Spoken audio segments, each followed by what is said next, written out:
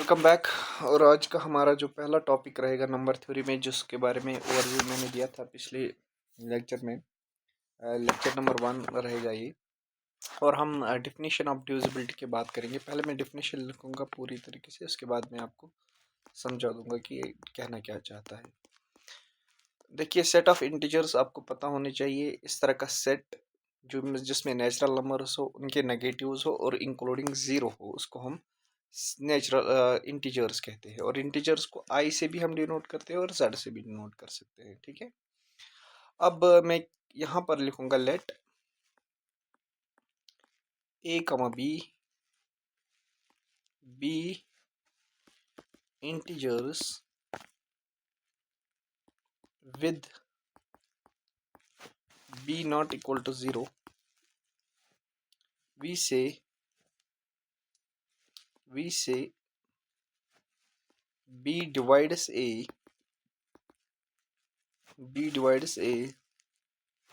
हम इस तरह भी लिख सकते हैं, b divides a if there exist an integer k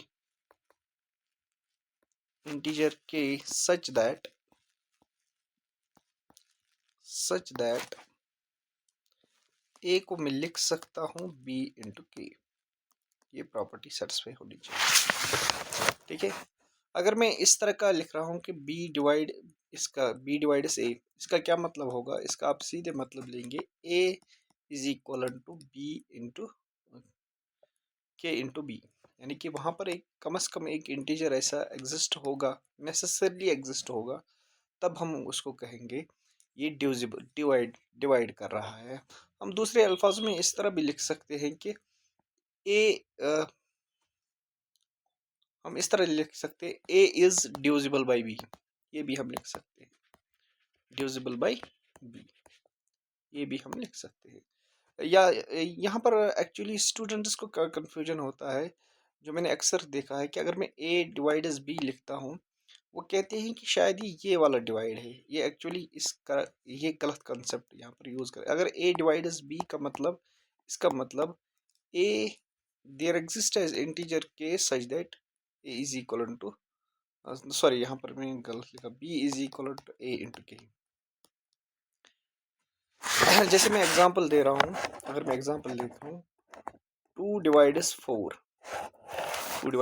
इसका मतलब क्या होगा? 4 को मैं लिख सकता हूँ 4 इंटू 4, यानी कि 2 एग्जिस्ट हो रहा है। ये वो वाला के है जो एग्जिस्ट हो रहा है। आप देख सकते हैं ये B into k into B है, ये इसको आप अगर ये मानेंगे।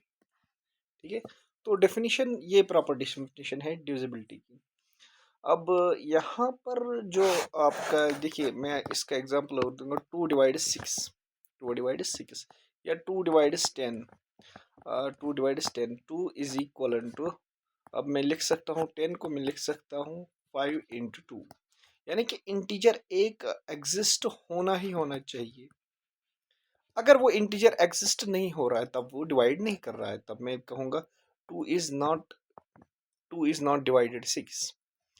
मिसाल के तौर पर मैं कहूँगा 2 डिवाइड कर रहा है 5 को, नहीं कर रहा है 5 को डिवाइड, क्योंकि वो ऐसा इंटीजर कोई एग्जिस्ट ही नहीं कर रहा है कि 5 को मैं लिख सकता हूँ k इंटू 2। ठीक है, जो ये होती है प्रॉपर डेफिनेशन, ये होती है प्रॉपर डेफिनेशन किसकी, अच्छा सॉरी, ये होती है प्रॉपर डेफिनेशन डिविजिबिलिटी की। अब यहाँ से आप, अगर आपको कोई एग्जांपल मैं आपको फिर से बताऊंगा। अब यहाँ पर जो अक्सर जो स्टूडेंट्स का कंफ्यूजन रहता है कि नेगेटिव नंबर्स को कैसे हम डील करेंगे। देखिए, अगर आपका मिसाल फॉर एग्जांपल 10 आएगा और 2 -10 को भी डिवाइड कर रहा है, तो हम कैसे लिख सकते हैं? हम सीधे लिख सकते हैं -10 को हम इस तरह -5 इंटू 10, और आप देख सकते हैं ये भी उस डेफिनेशन को फॉलो कर रहा है, a is equal to b into k यहाँ पर -5 है। ठीक है, सो अगर आपको कोई कहेगा रेंडमली, अगर आपको कहेगा a डिवाइड्स b, इसका क्या मतलब है? इसका मतलब है कि b को मैं लिख सकता हूँ k इंटू सम के क्या है यहाँ पर? इंटीजर, और ये भी इंटीजर, और ये दोनों के लिए ट्रू है। ये नेगेटिव के लिए भी ट्रू है एज वेल एज पॉजिटिव के लिए भी ट्रू है ये डेफिनेशन, ठीक है। लेकिन इंटीजर्स के लिए, और इंटीजर्स बेसिकली फाउंडेशन बनाती है नंबर्स थ्योरी में। इसके बाद जो हम करने जा रहे हैं उसको मैं अपने 10th में एक थ्योरम सुनी होगी, डिवीजन एल्गोरिथम, और उसके बाद हम आपने इक्विडिस डिवीजन एल्गोरिथम भी पढ़ी होगी। तो उन चीज़ों को भी हम देख लेते हैं साथ साथ में। ये बेसिक बेसिक प्रॉपर्टीज़ होती है, लेकिन उससे पहले मैं थोड़ा सा आपको रिफ्लेक्सिव, ट्रांजिटिव प्रॉपर्टी, एडिटिव या मल्टीप्लिकेटिव या divisor by unit, divisor by zero या कैंसलेशन लॉ की तरफ मैं आपको ले जाना चाहता हूँ। Basic property of divisibility.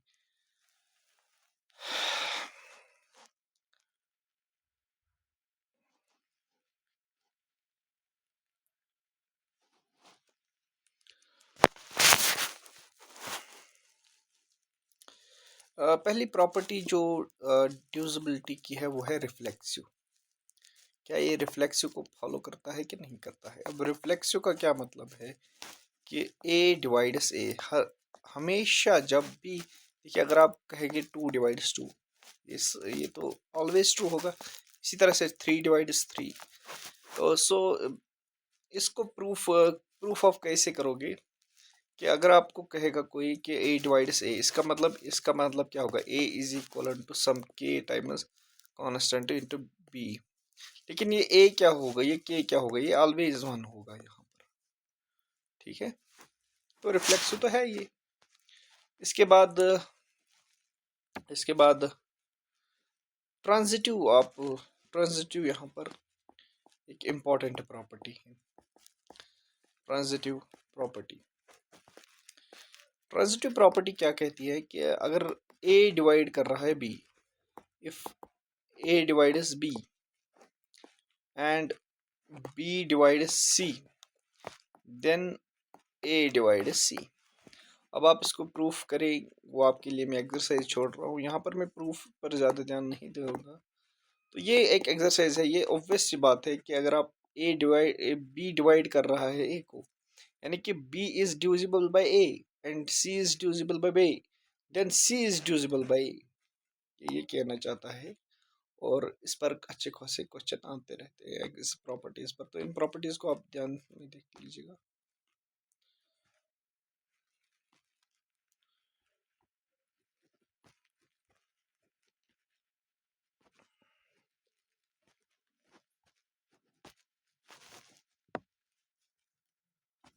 Okay, तो ट्रांजिटिव प्रॉपर्टी पहले आपने रिफ्लेक्सिव दिया था। इसके बाद हम एडिटिव प्रॉपर्टी में जाएंगे कि डिविजिबिलिटी में क्या किस तरह एडिटिव प्रॉपर्टी काम कर रही है। देखिए अगर इफ ए डिवाइड्स बी का मतलब क्या है कि देयर एग्जिस्ट है पॉजिटिव इंटीजर के, पॉजिटिव होना ज़रूरी नहीं है, देयर एग्जिस्ट है integer a such that k is equal to a into b. इस तरह से डेफिनेशन फॉलो कर रही है। एंड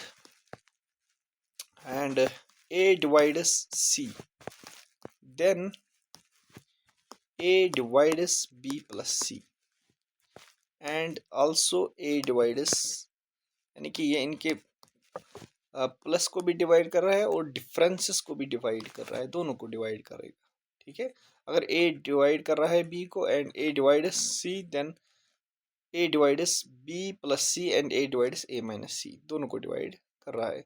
अब आप इस पर पूछेंगे कि इसकी एग्जाम्पल क्या है। इसकी एग्जाम्पल मैं दूंगा एक, आप इस एग्जाम्पल को नोट कीजिएगा।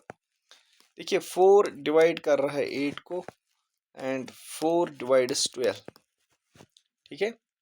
अब 4 क्या डिवाइड कर रहा है 8 प्लस 12, सॉरी 8 प्लस 12 को हम देख लेते हैं।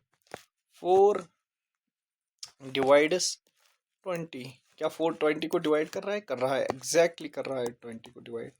अगर आप देखेंगे ये यहाँ पर 5 इंटीजर निकलेगा, यानी कि 20 को मैं लिख सकता हूँ 5 इंटू 4, यानी कि ये वाला के, ये इसको मान लीजिए आप बी, इसको मान लीजिए आप, ये डिफिनेशन को फॉलो कर रहा है।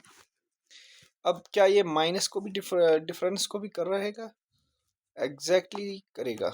देखिए अगर आप 8 - 4 वो आएगा -4 4 को डिवाइड करेगा, लेकिन मैं चाहता हूँ कि आप उल्टा भी देख लीजिए, b - a क्या इसको भी डिवाइड करेगा, देखिए 12 - 8 विच इज इक्वल टू 4, वो डिवाइड कर रहा है, 4 डिवाइड्स 4। तो तीन प्रॉपर्टीज अभी तक आपने पढ़ी है। पहली प्रॉपर्टी क्या, ये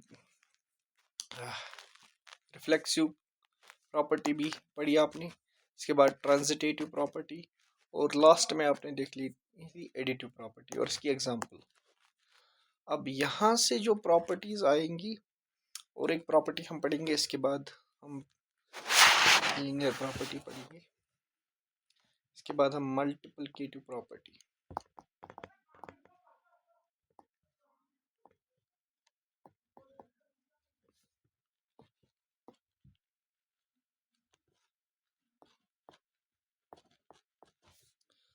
अब मल्टीप्लिकेटिव प्रॉपर्टी जो आपने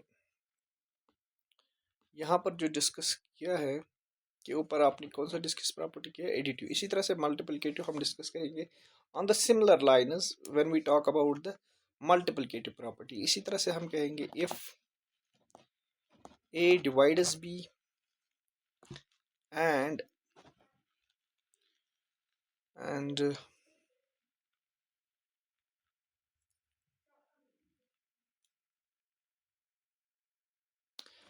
हम इस तरह से लिखेंगे if a divides b then a divides b into k। इसका क्या मतलब होगा, for any k belongs to z। इसका क्या मतलब होगा कि अगर कोई भी इंटीजर b को डिवाइड करेगा, तो अब हम उसको कांस्टेंट से अगर कोई k मल्टीप्लाई करेंगे तो वो उसको भी डिवाइड करेगा, वो a।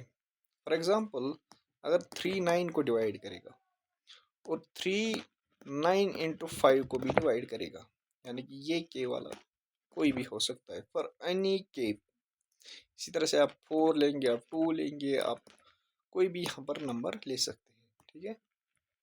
ओके, अब ये वाली प्रॉपर्टी इंपॉर्टेंट प्रॉपर्टी है जो इसके बाद मैं कर रहा था, लीनियर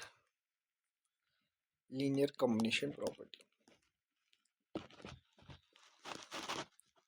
लीनियर कॉम्बिनेशन प्रॉपर्टी, हालांकि मैंने इनका प्रूफ आपको नहीं दिखाया था, लेकिन आप खुद देख लेना, इसका प्रूफ बहुत ही आसान है। और if a divided b and a divided c for then for any integer m comma n a divides mb plus nc। ये प्रॉपर्टी अब देख लेना, इस प्रॉपर्टी को भी अब मैं एग्जांपल के थ्रू आपको समझाने की कोशिश करूंगा। ये प्रॉपर्टी बोलती क्या है कि अगर 2 for example 2 divides 4 and 2 divides 6, then 2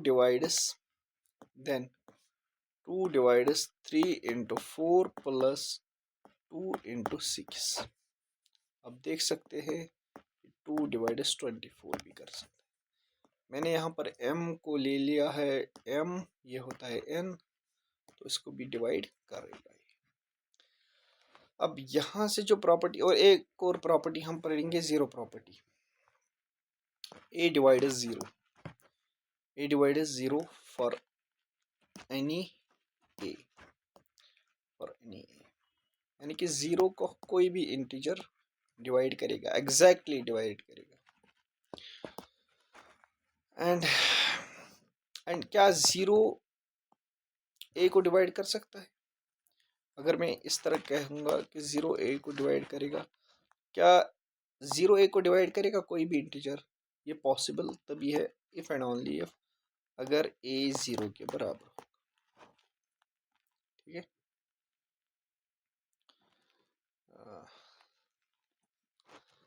क्या 5 डिवाइडेड 0 ये करेक्ट है कि क्या ये करेक्ट है? आप मुझे कमेंट में बता दीजिएगा इनमें कौन सा करेक्ट है।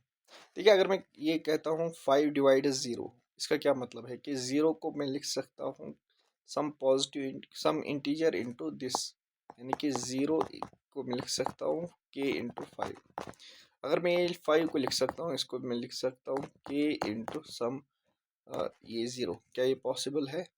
तो दूसरा वाला पॉसिबल नहीं है।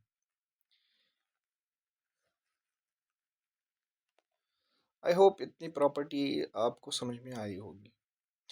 एक और प्रॉपर्टी जो कैंसलेशन प्रॉपर्टी, कैंसलेशन लॉग की तरफ उसको ले सकते हैं, कैंसलेशन।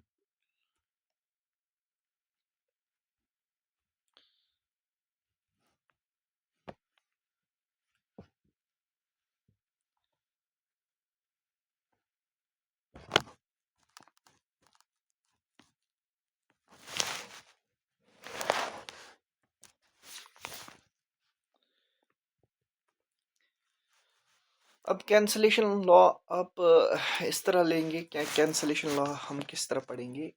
देखिए,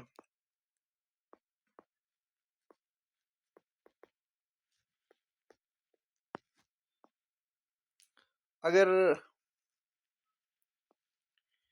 ए डिवाइड कर रहा है बी को, and if A divided B and A divided C, then A divided B minus C, sorry C, इसको मैं कैंसलेशन लॉ बोलूंगा।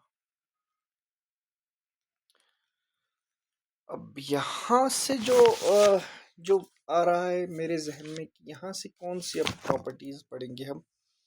पहले हमें जो ड्यूजिबिलिटी टेस्ट, अगर मैं पढ़ाऊंगा आपको ड्यूजिबिलिटी टेस्ट, हालांकि आपने सुने होंगे, लेकिन उनकी तरफ भी थोड़ा सा मैं ध्यान दूंगा आपको कि ड्यूजिबिलिटी टेस्ट किस तरह होगी। वो मैं आपको प्राइम नंबर्स की बात ही बता सकता हूँ। अभी तो उसका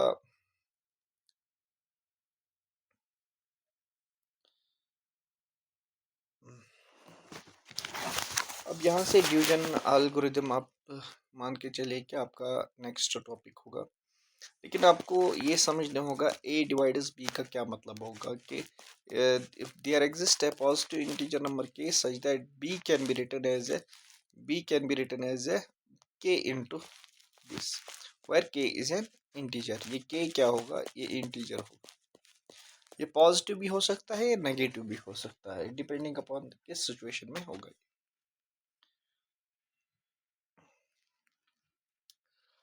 अब यहाँ से जो डिवीजन एल्गोरिदम पढ़ेंगे हम, वो इम्पोर्टेंट है, वो ध्यान में दीजिएगा। डिवीजन एल्गोरिदम, अब पहले तो हम इसका स्टेटमेंट देखते हैं किस तरह से ये काम करता है। कि अगर मेरे पास फॉर एनी इंटीजर, हालांकि मेरे को इंटीजर्स लिखना है, A and B, there exist unique important है, unique integer, unique integer Q, जिसको हम कोशेंट कहते हैं, एंड आर, इसको हम रिमाइंडर कहते हैं, such that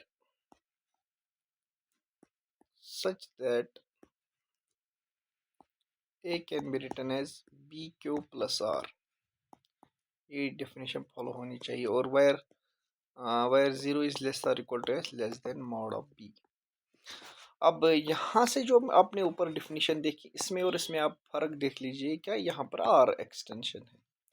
So in the loose sense we can say that so it is an extension of this definition, but जब हम ब्रॉडर एस्पेक्ट में देखेंगे कि क्या होता है, वहाँ से हमें पता चलेगा कि ये किसी और काम के आते हैं ये डिवीजन एल्गोरिथम। इसलिए इसके बाद ही इमिजिएटली जो आता है वो होता है इक्विडिस डिवीजन एल्गोरिथम। लेकिन यहाँ से आपको क्या क्या करना है कि अगर आप, मेरे पास दो इंटीजर्स है, सपोज ए एंड बी, दो इंटीजर्स है, लेकिन यहाँ से कंडीशन होती है कि अगर यहाँ से a अगर ग्रेटर देन होगा b, तो a को मैं लिख सकता हूँ बी क्यू प्लस आर, कोई भी इंटीजर होगा। लेकिन याद रखना, जो ये क्यू है होगा ये यूनिकली एग्जिस्ट होगा, यानी कि कोई दूसरा और एग्जिस्ट उस नंबर के लिए नहीं होगा। सपोज करिए मैं कोई एग्जांपल मैं एग्जांपल लूँगा 23 और डिवाइडेड 23/5, इस तरह मैं लिखूंगा।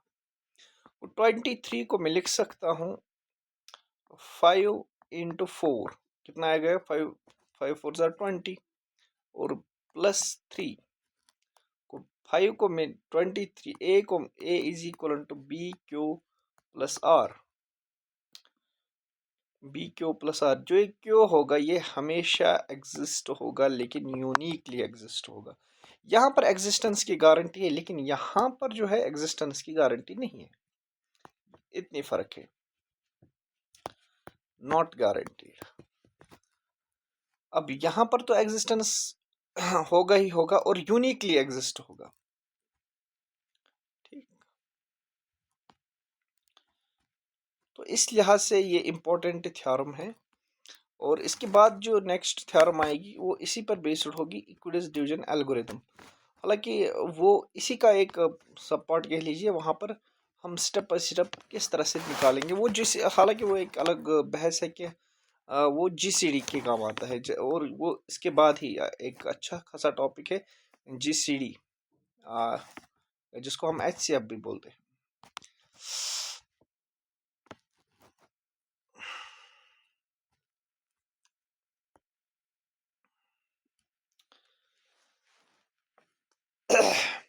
इसी तरह से अगर मैं लिखूंगा डिवाइडेड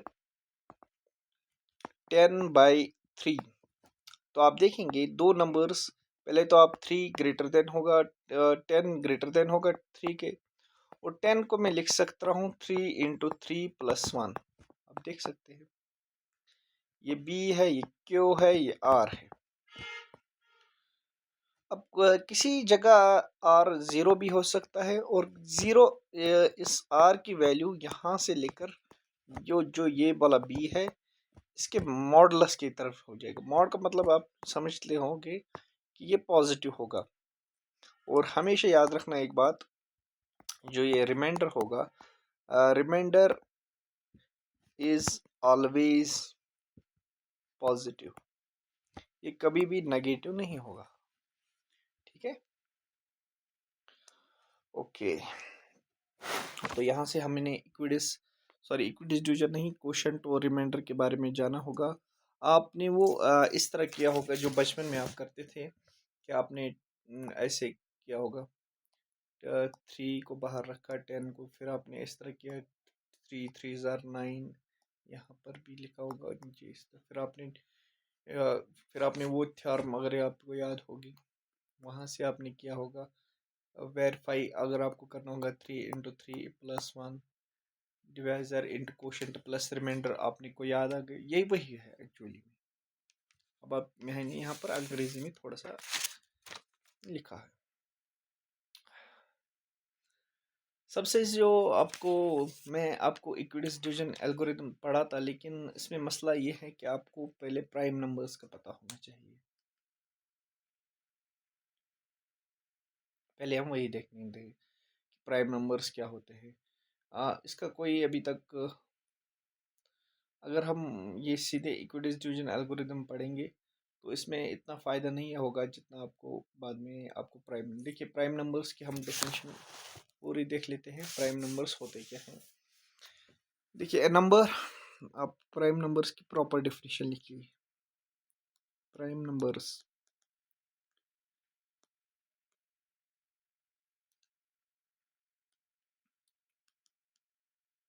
और प्राइम नंबर एक्चुअली में building block of this number theory बनेंगे। और प्राइम नंबर्स को भी हम देखेंगे कि कौन कौन से प्राइम नंबर, हम इसको फर्दर स्टडी करेंगे इन डीपली, और इन्हीं पर बेस्ड हम एक सीक्वेंस बनाएंगे जो या सारे यूनिट में चलता रहेगा। अब लेकिन देख लीजिए इसकी डेफिनेशन। एक तो ये prime number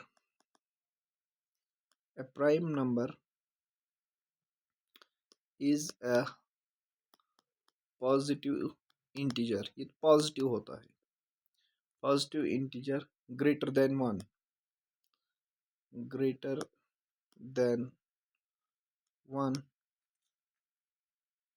has exactly two divisors, has as exactly two positive कहना चाहिए मुझे, positive divisor one and itself. यानी कि आप दूसरे लफ्जों में ये कह सकते हैं, इसको दो ही डिवाइड कर सकते हैं। एक तो वन इसको डिवाइड करेगा और दूसरा ये खुद खुद से ही डिवाइड होगा। सो वन तो इसमें नहीं आएगा क्योंकि डेफिनेशन में लिखा है ग्रेटर देन वन, यानी कि प्राइम नंबर जो पी होगा वो ऑलवेज ग्रेटर देन वन होगा और इसके दो ही फैक्टर्स होंगे, एक तो वन होगा और दूसरा खुद होगा। ये किसी और से डिवाइड नहीं होगा, किसी और नंबर से। एग्जाम्पल्स आप देख लीजिएगा, 2, 3, 5, 7, 11 एंड सो ऑन। और आगे जाकर आप एक थ्योरम पढ़ेंगे, उसका थ्योरम का नाम है विलियमसन्स थ्योरम। वहां पर आप देखेंगे इनका प्रूफ किस तरह, ये टू कौन सा नंबर प्राइम होगा, वहां पर आप देख लीजिएगा, ठीक है।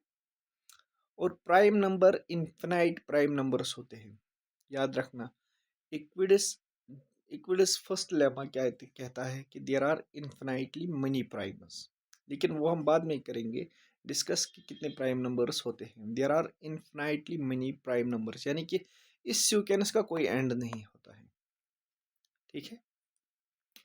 अब प्राइम नंबर्स के बारे में आप थोड़ा सा नोट कर लीजिएगा, थोड़े से नोट कर लीजिए। 2 is only even prime number. दूसरा आप कहेंगे कि ये इस थ्योरम की मैं बात कर रहा हूँ, there are infinitely many primes, यानी कि there is no end of this sequence. इसको मैं इसने इक्विलिडन ने प्रूव किया था, इसको मैं इक्विलिडस लेमा फर्स्ट लेमा कहूँगा, ठीक है, इक्विलिडस फर्स्ट लेमा। और इक्विलिडस का सेकंड होता है, वो इस तरह कहता है कि अगर आपके पास if a prime number p divides ab, then either p divides a और p divides b।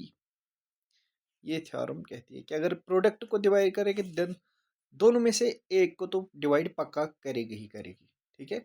If p divides product then p divides a और p डिवाइड्स b। इसको हम बोलते हैं इक्विडिस सेकंड लेमा।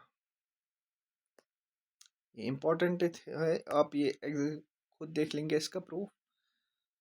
दोनों का प्रूफ अच्छा खासा बड़ा है, इसलिए मैं नहीं दिखा रहा हूँ।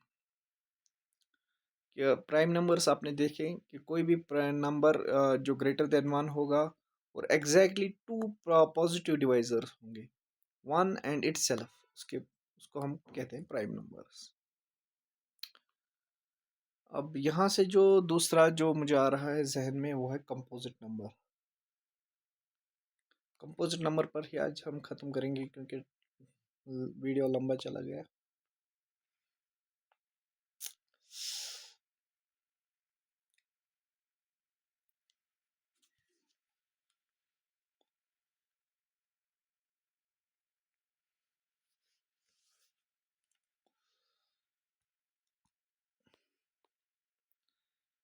क्या हो गया,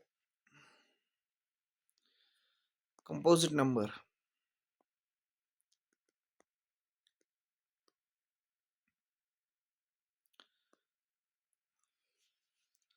आप कंपोजिट नंबर के बारे में थोड़ा सा आपको आइडिया होना चाहिए कि कंपोजिट नंबर्स क्या होते हैं।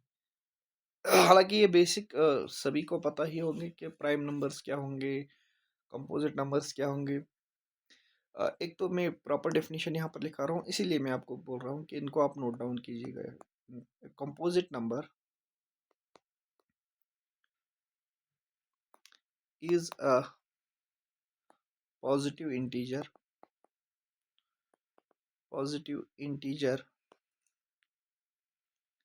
greater than 1 ये भी ग्रेटर देन 1 होगा, greater than 1, that is not a prime, that is not a prime. आप लिख सकते हैं दैट इज, इस तरह मैं लिख सकता हूं, that is it has more than 2 positive divisors. यानी कि इसको दो से ज्यादा डिवाइजर, दो से ज्यादा डिवाइड नंबर कर सकते हैं। फॉर एग्जांपल 4 को एक तो 1 डिवाइड करेगा इसको, दूसरा इसको 2 डिवाइड करेगा, और तीसरा इसको हम 4 भी डिवाइड, इसको हम फैक्टर्स भी कहते हैं, याद रखना, इनको हम फैक्टर्स कहते हैं। यानी कि जिसको दो से ज्यादा फैक्टर्स होंगे उसको हम कंपोजिट नंबर भी बोलते हैं, इस तरह भी आप कह सकते हैं। और ऊपर आपने नोट कीजिएगा, सबसे जो स्मॉलेस्ट प्राइम नंबर है वो 2 है, और जो सबसे स्मॉलेस्ट कंपोजिट नंबर है वो है 4, सबसे स्मॉलेस्ट प्राइम। और सबसे लार्जेस्ट प्राइम नंबर कौन सा है अभी तक मालूम ही नहीं है, और सबसे कंपोजिट नंबर लार्जेस्ट का कोई इसका भी आइडिया नहीं है। सो यस, यहाँ से आपको अब यहाँ से आपको याद रखना है, 1 ना तो प्राइम है, नीदर प्राइम नॉर कंपोजिट। और 2 आपको याद रखना है, 2 is the only even prime number, every even prime number greater than 2 is a composite number. ये भी याद रखना आप, 2 अकेला ही only only one even prime number, और जो भी 2 के बाद जो भी इवन नंबर आएगा, यानी कि n ग्रेटर देन 2 के बाद जो भी इवन नंबर आएगा वो हमेशा ही कंपोजिट नंबर होगा।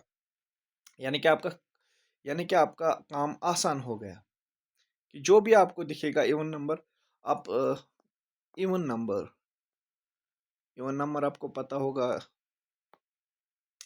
कि जो भी ग्रेटर देन 2 के बाद जो भी आपको इवन नंबर दिखेगा, इवन नंबर आपको दिखेगा, यानी कि 0, 2, 4, 6, 8, 10, जिसके लास्ट में ये नंबर्स होंगे 0, 2, 4, 6, 8, उसको आप सीधे इवन नंबर कह सकते हैं। यानी कि आपका काम और भी आसान हो गया, कि आपको कंपोजिट नंबर्स के बारे में आपको इतना तो आइडिया होना चाहिए कि जो भी इवन नंबर्स होंगे वो सारे के सारे कंपोजिट होंगे एक्सेप्ट 2, एक्सेप्ट 2 एक्स, जो 2 के बाद नंबर्स जो इवन नंबर्स आते हैं, ठीक है। सो 1 1 के बारे में कहा कि 1 तो ना तो प्राइम है ना तो कंपोजिट है, ठीक है। और इसी तरह से आप देख सकते हैं, मैंने यहाँ पर पूरे कंपो यहाँ से डिविजिबिलिटी कराई है, इसके बाद उसकी transitive property, reflexive property, multiplicative property, सारे कैंसलेशन लॉस की तरफ में गया। फिर मैंने डिवीजन एल्गोरिदम पढ़ाई, हालांकि मैंने डिवीजन इक्विडिस डिवीजन एल्गोरिदम में पढ़ाऊंगा, लेकिन जब मैं पढ़ाऊंगा जीसीडी पढ़ाऊंगा, ठीक है। कल हम जो पढ़ेंगे उसके बारे में कल हम जानेंगे कि क्या क्या क्या हमें पढ़ेंगे। Thank you very much.